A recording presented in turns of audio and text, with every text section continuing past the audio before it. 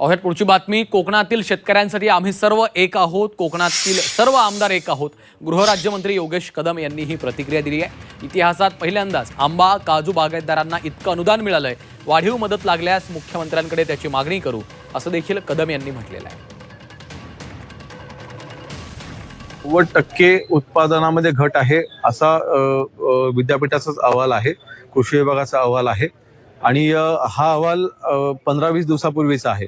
त्यानंतर कदाचित अजून देखील वाढला असेल। नुकसान 100% आहे म्हणून आम्ही माननीय मुख्यमंत्री महोदयांकडे सगळ्या कोकणामधील आमदारांनी एकत्र मागणी केली होती की यावेळेस आपण अनुदान हे दिलं पाहिजे आणि पहिल्यांदाच आंबा आणि काजूला पहिल्यांदाच महाराष्ट्राच्या इतिहासामध्ये, कोकणाच्या इतिहासामध्ये हे अनुदान मिळतंय।